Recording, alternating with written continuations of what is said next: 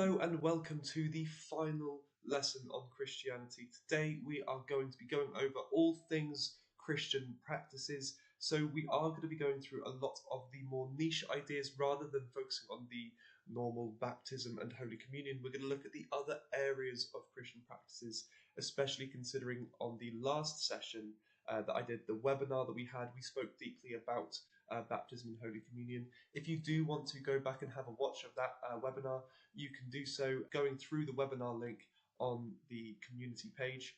And yeah, we will jump straight in to start off by talking about worship. So today we're going to look at two different ideas around worship, but to understand that it actually just means to show love or adoration to something.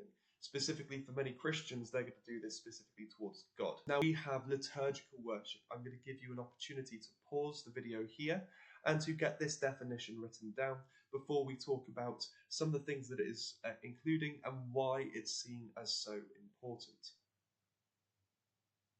In 3, 2, 1. Okay, so we can see that liturgical worship is a very formal type of worship. This is going to be where it follows the same timings, the same structure, same everything, week in, week out. Now, every service will include some form of Bible reading and sermon. A Bible reading that comes at one point in the service and a sermon that either follows straight after or sometimes can occur later on based around that earlier Bible reading. This is something that's going to be planned out and thought about well in advance, and usually they'll be following a plan for a month where they will be going through saying, right, on this week I'm going to say this, on this week we'll talk about this, on this week we'll talk about this. Throughout these services as well, they will usually have moments of prayer. Again, these will have been planned out, so will likely be at the same sort of point within the service each week. You may also experience people singing hymns. Now, these won't necessarily sound like normal songs that you would hear on the radio. These are very traditional songs that have been written down from many, many years ago that many people still like to sing today. Sometimes this can be done as a church congregation, as they will have hymn books out in the sort of the congregation, but they also sometimes will be performed purely by a choir, depending on the song, depending on the service. Now, usually there'll be some form of sacrament that will take place during liturgical worship, whether it be baptism or Holy Communion. At least one service a month will have that sacrament in there. We are going to talk in a minute about what sacrament means on a more general basis. So this is a very formal way of remembering it. You know, think of those choir boys with the big frilly collars. That's the sort of thing we're thinking about here. Very traditional dress, traditional service, everything you would imagine from a very old style of church. We then have this idea of non-liturgical worship. Again, I'll give you this opportunity to pause the video to write down this definition. In 3, 2, and 1. So hopefully we can see the idea that this is not a formal worship at all. This is very spontaneous, and as it says here, it is spirit-led service. What I mean by this is when you are in a service and you're doing something and then suddenly you feel like, oh, maybe this song is more relevant, or I need to have a moment where I just speak about this idea right now. Some people feel as if there is God communicating to them, saying what it is they should be doing in that service. Often they will use modern songs. They're not going to use hymns as much. And if they do, they'll be modern interpretations of those hymns, trying to create a more lively atmosphere for this sort of celebration of their relationship with God. These will also include prayers at times. However, these may be more specific over certain things which could be going on within the church community rather than being a more formal sort of prayer such as the Lord's Prayer. Again, we will speak about some of these ideas a little later on. Now, in some services, you may experience just complete moments of silence. For Quakers, for example, a denomination of Christianity, they have their entire services done in silence, with nothing on the walls, nothing around them, purely focusing on trying to communicate with God. The only time anyone will ever speak in those services is if they feel as if they have received a message from God, a revelation almost. And it can be that those services, they never have people speak. It could be that they have lots of people speak all at once. It's never going to be the same each week. There's a potential for something to happen. There's a potential for nothing to happen. And that's the thing for Quakers. An easy way to remember this then is that it is more lively usually, other than for Quakers where it's more that sort of silent approach. But they will use more free-flowing ideas. It's going to be less restricted by rules. Now, each of these types of worship is going to be beneficial to different types of people. If you're someone who thrives off of structure and routine, then liturgical worship probably is going to be good for you. Whereas if you want to be able to celebrate and be joyful about your relationship with God, then non-liturgical worship might be something that is more suited to that particular type of Christian. Now, in an exam question scenario, for example, this 5-marker here from the AQA exam board, you are going to want to have some quotations that support the different ideas of worship. So this first quotation here from Psalm 95 verse 6, this is very much in support of liturgical worship. This idea of bowing down and kneeling, very traditional forms of worship, showing that you are below God and that God is above you and that God is more powerful than you. I'll give you a moment to write down this quotation. Make sure you add that link in there to liturgical worship. The next quotation that we need to look at then is this one here from Psalm 66, verses 1 to 2. Now, this is more linked to the non-liturgical idea, this idea that worship should be joyful and it should be shouting God's name from the rooftops. This idea that it should be glorious and loud is a crucial idea as to why many people believe that non-liturgical worship is the best way to go. Now, here's a 5-mark question which you could answer if you wanted to have a go at it yourself. And do feel free to let me know how you get on. If you have any questions, I'm happy to answer them and give you feedback either via message or through the community page. Now we get onto this idea of sacrament. Now, earlier on I mentioned in liturgical services, they tend to use some sort of sacrament. Now, these are just rituals that allow Christians to receive God's grace, God's love, that agape love as it's sometimes referred to. And the first one that we're going to look at is baptism, this idea of washing away that original sin, committing your life to God. Now, for many people, that's going to be a crucial idea. However, if you do want to look at this in more detail, do go ahead and have a look at that webinar, as I said earlier on. And the same can be said for this next one, Holy Communion. If you want to look at this in more detail, please do go back, have a look at that webinar. I'm sure there'll be plenty in there that will be able to give you as much information as you will need. But to cut a long story short, Jesus, before he died, he took bread and he took wine, and he told people that this was his body and blood, and they needed to partake in this meal in remembrance of him.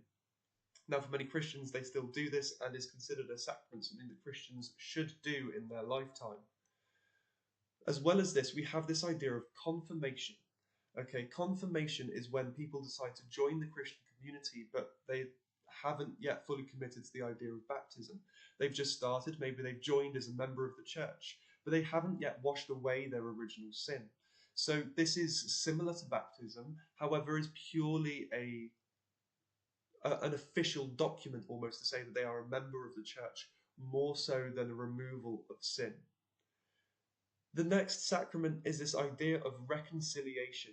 Now, we've come across this key term before when talking about the idea of forgiveness. Now, forgiveness for many Christians is crucial, especially when it comes to their own sin. Something that many Catholics do is that they will go to a confessional booth and they will confess their sins in hopes that God will forgive them. The next sacrament, in total there are 7. The 5th one then is this idea of anointing the sick. When people are on their last legs, when they are unwell and it does not seem as if they are going to fully make it, that they will commonly have a priest come to their bed and read them what they refer to as their last rites. This idea they receive that final blessing that allows them to enter the kingdom of heaven. The 6th sacrament, the penultimate one, is marriage. Now, this is a sacrament because this isn't only when 2 people are making promises to each other to stay committed to each other in that loving relationship until they die. It's also a promise they're making between themselves and God. So them allowing God into that relationship is a reason as to why this is considered a sacrament. The final one then is considered as holy orders. So some Christians, especially Catholics again, are going to want to please God by taking up some sort of priesthood or some sort of role within the church, showing their commitment level. because when they become a priest within the Catholic Church, they have to be celibate. They cannot have relationships with other people. They can only be sort of connected to their relationship with God. Now, these 7 sacraments here are all followed by Catholics and Orthodox Christians. However, only some of these are followed by Protestants. Specifically, Protestants will only use baptism, Holy Communion, and marriage. So for the Protestant side of things, they're the only ones that you need to remember. However, all of them are going to be available to Catholics. And if you're focusing on a Catholic exam question, it is useful to try and remember all 7, because then you can contrast the importance of one over the other. Here's a quick quiz then. Have a go and see if you can remember what were these 7 sacraments. Have a pause of this video and then I will show the answers in 3, 2, and 1. Here they are then. There are the 7 sacraments. Give yourself a mark out of 7. How many did you get? Let me know in the community page. I really want to get some engagement with some of these activities so I can give you as much support as I can. Now that brings us on to the concept of prayer. So prayer is this idea of communicating with God, and there are 2 main ways that we are going to focus on today. There are other forms of prayer which we are going to mention. So if you do need to replay this segment, it starts from about the 12 minutes mark, and I will be going through and talking about all of the different types of prayer. Only 2 of them are going to be available to see on the slides. The first prayer then we need to look at is this idea of set prayer. I'll give you a moment to write this definition down, and then we'll talk about why it might be useful for some Christians. In 3, 2, and 1. So obviously, in a situation where a set prayer has been written down, this is going to be a really easy prayer for Christians to be able to use, because they can just read it off of the paper in front of them. They're not having to think for themselves. They can just have that prayer there for them. Now, the Lord's Prayer is a brilliant example which you could use in an exam question. Many people think that it would be hard to do. However, you could say that Jesus taught this prayer. This was a prayer that was given by Jesus for Christians to say, and is considered a bit of a jack of all trades. It covers every aspect of what a prayer could be doing, whether it be asking for forgiveness, asking for help and support, whether it be praising God and saying thank you for everything that you've given, asking for guidance to make sure that you are moving away from sin, as well as giving you the strength to forgive those around you. So it covers a lot of bases, but the problem with set prayer is that it can't be personalized. If you have something specific going on in your life, you want to be able to work on it. So for some Christians, they may prefer this idea of private prayer, this idea that you go off by yourself and you say a prayer that is improvised and is personal to you.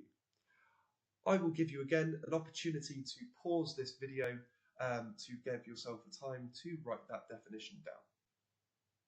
In 3, 2, and 1. So private prayer is going to be more useful for some Christians because they can pray for more specific things. This example then of praying from an injury or an illness, you can ask God to help heal you. If you have a broken leg, you can pray to God for your broken leg. If you have an illness or a disease, you can pray God for that healing. So quotation from Matthew 6, verse 6, which supports this idea of praying by yourself. I'll give you an opportunity now to copy that down. In 3, 2, and 1. So this has its strengths and it has its benefits. One of its strengths is obviously, as I said, it can be personalized. It can be made specifically for what you need. However, in a situation where it might be highly emotional, thinking of the right words to say in any situation can be hard. So for some Christians, having something written down might be more beneficial. Now, across many exam boards, they will have a 4-mark question. This idea of having 2 things that you need to talk about and to give some sort of development on. Now, depending on the exam board, this might look different. This could be you having to give quite detailed explanation, or it could be quite limited explanation. For example, AQA, you don't need to develop your arguments very much at all. However, for Edexcel, you might want to give even reference to a Bible verse in that question. The easiest way to go about answering a 4-mark question is to use your point as your key word and your explain is your definition. So I'll give you an example. One way Christians can pray is set prayer. They do this because it is a prayer that has been written down and has been taught to us by Jesus. For example, the Lord's Prayer. That would be 1 point and explain. That would get you 2 marks. Another way Christians can pray is through private prayer. They do this because they want to be able to pray about personal circumstances. Again, you can see keyword definition, keyword definition. This isn't the only forms of prayer though. You also have the idea of informal prayer, which is kind of the joining point between private prayer and set prayer. Because set prayer is usually something that is recited by Christians in a church congregation setting where they all say it at the same time. Now, an informal prayer can be an improvised prayer, but done in a wider group, not just done by yourself. So it's still that improvisation, still can be about something personal, but is done in front of others or with others who are all praying about the same thing. This leads us on to then pilgrimage. This idea of going on a religious journey. Now, some people forget that pilgrimage is part of the Christian practices because it is not an obligation. There is no rule saying you have to go on pilgrimage, but some Christians like to show their commitment to God. We are going to look at 3 different examples of pilgrimage in this session. The first one is Iona. This is a small island off of the coast of Scotland, which is described as having a very thin veil between heaven and earth. What that means is that spiritually, there is not very much between the different realms of heaven and earth. It means earth and heaven are very close together in this place. It's seen as a very beautiful place and was actually the birthing place of Christianity in that region of Scotland by St. Columbus. Now we have the next one here, which is in France, a place called Lourdes. Now the story goes is in the 1800s, St. Bernadette, a child at the time only 14 years old, saw a vision of the Virgin Mary, and the Virgin Mary told her to dig. And when she dug, she found a spring of healing water, this pool that was then able to heal many Christians at the site. This was something that went through really vigorous investigation to see if this was an actual miracle by the church and by other members of their community. They were able to confirm this miracle as something that was a legitimate thing. There was healing water at this place. And as a result of this, Christians like to go there to receive healings. The last confirmed healing was a man back in the 1920s who got healed after being partially paralyzed. He was then able to fully move about, which is something that many scientists were not able to explain. The final site then is the Via Dolorosa. Now, this isn't something that will always come up across every exam board, however, can be used for all exam boards, because as long as it is factual information, they cannot mark you as being wrong. The Via Dolorosa then is the walkway that Jesus carried his cross to all the way up the hill of Golgotha. This was during his crucifixion in the city of Jerusalem. Now, they believe that you can not only walk the pathway, you can visit the place where Jesus was crucified, you can visit the place where his body was taken off of the cross, you can visit the place where Jesus' body was laid to rest. On top of these places, churches have now been built to sort of allow people that place of worship where they can go and feel very connected to their God. Quick test for you.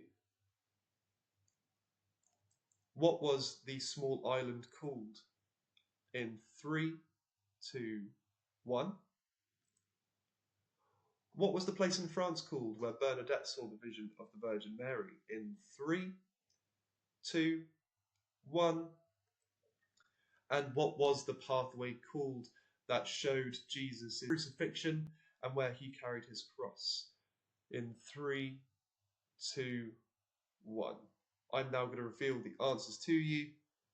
It was, in fact, Iona, Lourdes, and the Via Dolorosa. If you got those correct, congratulations. Finally, then, the last segment is looking at the roles of the church, and there are two different segments that we need to look at here. First of all, we have the role of the local church, so what they do within the local community. The first thing they do is they run church services. Now, this in itself is crucial because for many people, this is their place where they are belonging to a community, where they are part of a social group which allows them to socialize with other people. When you think about the demographic of a church service, generally speaking, there's a lot of elderly people who go there.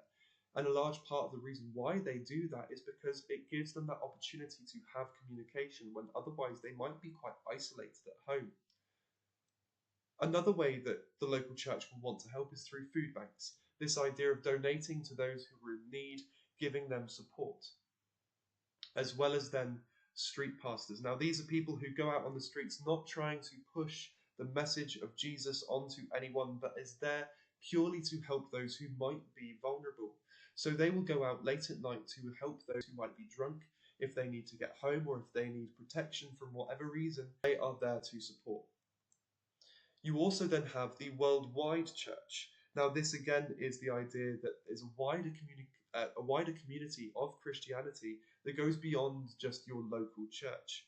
Now, we spoke in a previous lesson about the idea of mission, going abroad to other countries to provide aid, to go and help those people with the aim of evangelizing. Another example would be this idea of charity.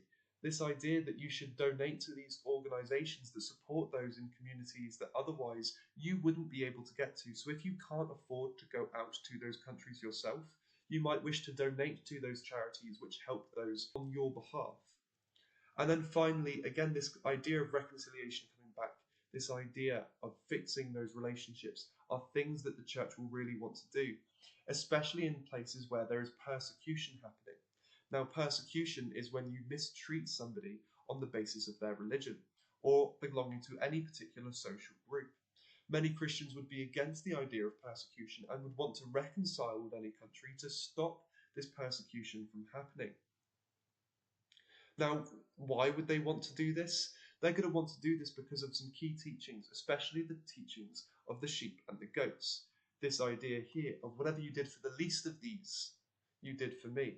So when you act doing things for the lowest people within the community, you're doing these acts on behalf of Jesus. So you are doing a good action. As well as this idea of loving your neighbor as yourself, coming from the story of the Good Samaritan. In the book of Luke, Jesus, he goes on to explain what it means to love your neighbor. Even if these are people who are not your friends, you should still stop and support them. Now, last session, we spoke about the criteria for these 12-mark questions, these big essay questions that you may have. Now, even if it's not a 12-mark question, you will have big essay questions where you need to argue two different sides. What this could look like is this. If you want to get over half marks, depending on your time constraints, you may want to use these criteria to help you reach those points.